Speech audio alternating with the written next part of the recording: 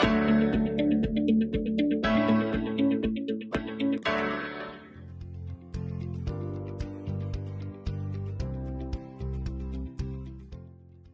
Everyone. पिछली video में हमने समझा लीडरशिप स्टाइल्स के बारे में। हमने समझा कि लीडरशिप स्टाइल वो स्टाइल है जिसमें कोई लीडर किसी एक पर्टिकुलर सिचुएशन में डिसीजन लेता है और अपनी टीम को साथ लेकर चलता है। आज की वीडियो में हम कुछ और लीडरशिप स्टाइल्स के बारे में जानेंगे। पिछली वीडियो में हम लोग ऑटोक्रेटिक स्टाइल, डेमोक्रेटिक स्टाइल और फ्री रेन स्टाइल के बारे में ऑलरेडी पढ़ चुके हैं। आज हम बात करेंगे about the transformational style, transactional style and servant style leadership के बारे में। आइए देखते हैं ट्रांसफॉर्मेशनल स्टाइल ऑफ लीडरशिप क्या है। ये एक ऐसा लीडरशिप स्टाइल है जहां पर लीडर अपने एम्प्लॉइज को इंस्पायर करते हैं एंड मोटिवेट करते हैं। मींस वो अपने फॉलोअर्स को, अपने टीम मेंबर्स को इंस्पायर करते हैं कि उनका माइंड सेट ही पूरी तरह से चेंज हो जाता है और वो किसी भी काम को केवल कंपनी के पर्सपेक्टिव से ना देखकर बल्कि उसको सेल्फ ग्रोथ एंड डेवलपमेंट के पॉइंट ऑफ व्यू से देखने लगते हैं। इस तरह की लीडरशिप ज्यादातर नेशनल लेवल पर या रीजनल लेवल पर देखी जा सकती है। इस टाइप की लीडरशिप में खास तौर पर ये इंस्पिरेशनल लीडरशिप होती है। मींस यहाँ पर एम्प्लॉइज को इंस्पायर किया जाता है और उनको मोटिवेट किया जाता है to meet a common goal, not only for the company but also for their own benefit and even for the benefit of the society. यहाँ पर उनको इंटेलेक्चुअल स्टिमुलेशन दी जाती है। मींस यहाँ पर उनकी सोच में ही चेंज लाया जाता है। मींस यहाँ पर वो एक पर्टिकुलर वर्क पर फोकस ना करके उनकी ओवरऑल थिंकिंग को चेंज करने की कोशिश की जाती है और यहाँ पर इंडिविजुअलाइज्ड कंसिडरेशन होती है। मींस कौन व्यक्ति किस तरह से अपनी सोच को, अपनी थिंकिंग को चेंज कर सकता है, इस बात पर ध्यान दिया जाता है और उस पर्टिकुलर व्यक्ति की सोच को चेंज करने के लिए स्टेप्स लिए जाते हैं। और यहाँ पर आइडियलाइज्ड इन्फ्लुएंस होता है। मींस कि जो लीडर होता है उसको लोग अपना आदर्श मानकर, अपनी एक आइडियल पर्सनैलिटी मानकर उससे इन्फ्लुएंस होते हैं। अब इसमें अगर हम एडवांटेजेस की बात करें तो यहाँ पर जब एक बार एम्प्लॉइज की पर्सनैलिटी में ट्रांसफॉर्मेशन आ जाती है तो उनका मोटिवेशन लेवल और उनकी कमिटमेंट बहुत ज्यादा उस ऑर्गेनाइजेशन की तरफ हो जाती है और वो अपने ऑब्जेक्टिव्स को अचीव करने के लिए ज्यादा हार्डवर्क और ज्यादा मोटिवेटेड होकर काम कर सकते हैं। It encourages their creativity and innovation. उनके अंदर जब वर्क से रिलेटेड ऑनरशिप आ जाती है तो वो ज्यादा क्रिएटिविटी एंड इनोवेशन के साथ काम कर पाते हैं। It fosters a positive and engaging environment. यानी पूरी ऑर्गेनाइजेशन में एक पॉजिटिव एनवायरनमेंट होता है जहां पर सब लोग केवल अपने वेलफेयर के लिए काम कर रहे हैं। मींस उन्हें पता है कि अपना वेलफेयर मींस पूरी सोसाइटी का और पूरी कंपनी का वेलफेयर, और ये प्रमोट करता है ऑर्गेनाइजेशन में लॉन्ग टर्म चेंजेस। और इस तरह की लीडरशिप के बाद ओवरऑल लॉन्ग टर्म में पूरी ऑर्गेनाइजेशन में चेंजेस आते हैं क्योंकि लोगों की थिंकिंग ही चेंज हो जाती है।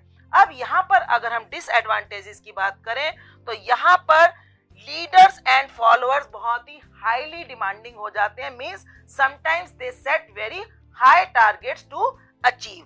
दे rely on the leader's charisma and vision. Means ये लीडरशिप डिपेंड करती है लीडर के कैरिज्मा पर। मींस उसकी अपने फॉलोअर्स के बीच में किस तरह की इमेज है, वो लोग उससे कितने ज्यादा इन्फ्लुएंस है और वो उसको कितना आइडियल अपना मानते हैं। और यहाँ पर है पोटेंशियल फॉर अनरियलिस्टिक एक्सपेक्टेशंस। कई बार इतनी ज्यादा अनरियलिस्टिक एक्सपेक्टेशंस हो सकती हैं कि धीरे धीरे वो व्यक्ति उसके प्रति भी या तो बहुत ज्यादा इन्फ्लुएंस हो जाते हैं या उसको लेकर बहुत ज्यादा डीमोटिवेटेड भी फील कर सकते हैं। अब हम देखते हैं ट्रांजैक्शनल लीडरशिप स्टाइल। एक ऐसा leadership style which is focused on supervision, performance and rewards and punishment. इस टाइप के लीडरशिप स्टाइल में लीडर अपने एम्प्लॉइज को काम देने के बाद उन्हें सुपरवाइज करता है और साथ में उन्हें मोटिवेट करता है कि अगर आप अपने टारगेट को सही तरीके से अचीव कर पाए तो आपको रिवॉर्ड मिलेगा, अदरवाइज पनिशमेंट मिलेगी। मींस यहाँ पर एम्प्लॉइज का फोकस मेयरली अपने टारगेट्स को अचीव करके रिवॉर्ड्स को लेना या पनिशमेंट से अपने आप को बचाना हो सकता है। इसके अगर फीचर्स की बात करें तो यहाँ पर एम्प्लॉइज को क्लियर गोल्स एंड एक्सपेक्टेशंस दी जाती हैं कि आपको क्या अचीव करना है और आपसे क्या एक्सपेक्ट किया जा रहा है। यहाँ पर रिवॉर्ड बेस्ड सिस्टम है फॉर मीटिंग द गोल्स, कि यहाँ पर एम्प्लॉइज को रिवॉर्ड्स बताए जाते हैं कि आप अगर अपने गोल्स और टारगेट्स अचीव कर लोगे तो आपको क्या रिवॉर्ड्स मिल सकते हैं, जैसे कि बोनस या फिर प्रमोशंस। और यहाँ पर साथ ही पनिशमेंट्स भी बता दी जाती हैं कि अगर आप अपने टारगेट अचीव नहीं कर पाए तो आपको किस तरह की पनिशमेंट मिल सकती है। और यहाँ पर जो भी काम किया जाता है वो ज्यादातर टास्क ओरिएंटेड होता है, मींस उस टास्क को पूरा करने की तरफ ही सबका ध्यान केंद्रित होता है। अब अगर हम इसके एडवांटेजेस की बात करें तो एडवांटेज यहाँ पर क्लियर है कि हर व्यक्ति को क्लैरिटी होती है कि उसे क्या करना है और उससे क्या अचीव किया जाना है। और साथ ही it increases the efficiency in routine task, कि जो रूटीन लेवल की टास्क है वहां पर एफिशिएंसी बढ़ती है क्योंकि हर व्यक्ति को अपने टारगेट्स पता है और वो उसी के अकॉर्डिंगली वर्क करना स्टार्ट करते हैं। और ये बहुत ही इफेक्टिव टूल है या इफेक्टिव टाइप ऑफ लीडरशिप है for meeting the short term goals. अब अगर यहाँ पर डिसएडवांटेजेस की बात की जाए तो यहाँ पर एम्प्लॉइज का focus on rewards and punishment पर होता है। इस वजह से उनकी क्रिएटिविटी एंड इनोवेशन बहुत ही लिमिटेड होती है। वो उनसे जो भी मिनिमम रिक्वायरमेंट है उसको पूरा करने पर उनका ध्यान ज्यादा रहता है। Motivation tied mainly to external rewards, और यहाँ पर जो मोटिवेशन लेवल है वो मेनली रिवॉर्ड्स की तरफ ही प्रेरित होता है। मींस एम्प्लॉइज के अंदर सेल्फ जो डिजायर है वो बहुत ही कम रहती है और lack of focus on personal growth and development. और यहाँ पर एम्प्लॉइज की पर्सनल ग्रोथ एंड डेवलपमेंट की बजाय कंपनी के टारगेट्स को अचीव कैसे किया जाए इस पर ही सबसे ज्यादा ध्यान होता है। आइए अब देखते हैं third type of leadership style, that is servant leadership style. अब ये स्टाइल एक ऐसा स्टाइल है जिसमें लीडर अपने फॉलोअर्स की नीड्स को समझता है। It is focused on serving the needs of others, prioritizing the well-being and growth of the employees।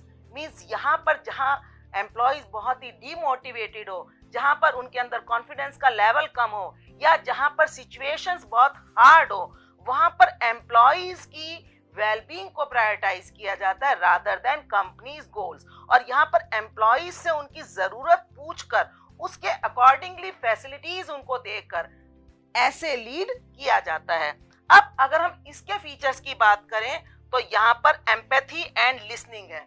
Means यहाँ पर एम्प्लॉइज की प्रॉब्लम को समझा जाता है, उसको फील किया जाता है और उनकी बात को सुना जाता है। यहाँ पर ह्यूमिलिटी है, मींस हम्बलनेस है। एम्प्लॉयर या लीडर अपने एम्प्लॉइज के साथ हम्बल बिहेव करके उनकी बात को समझता है और उनकी प्रॉब्लम को सॉल्व करता है। यहाँ पर कमिटमेंट टू ग्रोथ है। यहाँ पर पूरी टीम जब एम्प्लॉइज और लीडर दोनों मिलकर एक दूसरे के वेलफेयर के लिए काम कर रहे हैं तो वहां पर कमिटमेंट टू ग्रोथ है, not only of the employees but also of the company. और यहाँ पर कम्युनिटी बिल्डिंग पर बात की जाती है, मीन्स सबके वेलफेयर की बात होती है। पूरी सोसाइटी में इससे एक बदलाव आता है। अब इसके एडवांटेजेस की बात करें तो यहाँ पर लीडर और एम्प्लॉइज में स्ट्रॉन्ग रिलेशनशिप होते हैं, मींस उनमें आपस में एक दूसरे के ऊपर ट्रस्ट होता है। साथ ही एम्प्लॉइज का मोरल एंड सेटिस्फेक्शन लेवल काफी हाई हो जाता है क्योंकि उनकी प्रॉब्लम सुनी जा रही है। एथिकल लीडरशिप एंड रिस्पॉन्सिबिलिटीज, जो लीडरशिप होती है वो एथिकली वर्क कर रही होती है, मींस वो केवल कंपनी के वेलफेयर की सोचकर बल्कि सभी लोगों के वेलफेयर के लिए वर्क कर रही होती है। और it encourages the personal and professional growth, और इसमें जब लोगों की प्रॉब्लम सुनी जाती है तो उनकी पर्सनल प्रॉब्लम्स भी और साथ में ही वर्क रिलेटेड प्रॉब्लम्स को भी रिजॉल्व किया जाता है। अब अगर इसके डिसएडवांटेजेस की बात करें तो it can be time consuming. सबकी प्रॉब्लम को सुनना, उसको सॉल्व करना, ये एक टाइम कंज्यूमिंग टास्क हो सकती है। It may lack authority in decision making. कई बार एम्प्लॉइज की प्रॉब्लम को जरूरत से ज्यादा सुनना एक लीनियंसी का एग्जाम्पल बन सकती है। यहाँ पर अथॉरिटेटिव बिहेवियर ना होने के कारण एम्प्लॉइज उस चीज को बहुत ही लाइटली ले सकते हैं और डिसीजन मेकिंग में डिले हो सकता है। पोटेंशियल फॉर लीडर बर्नआउट, और इस कारण हो सकता है कि धीरे धीरे लोग लीडर को भी अपना एक लीडर ना मानकर अपना एक सहयोगी ही मानना स्टार्ट कर दें। इस तरीके से आपने different types of new leadership style समझे। अब आज की टास्क भी इसी से रिलेटेड है। आपको कोई लीडर चुनना है किसी भी फील्ड से और उसके लीडरशिप स्टाइल के बारे में रिसर्च करनी है। उम्मीद करती हूँ आपको different types of leadership styles बहुत अच्छे से समझ में आए होंगे और इसी तरह की वीडियोस लेकर मैं आपसे मिलती रहूंगी। तब तक के लिए हैप्पी लाइफ।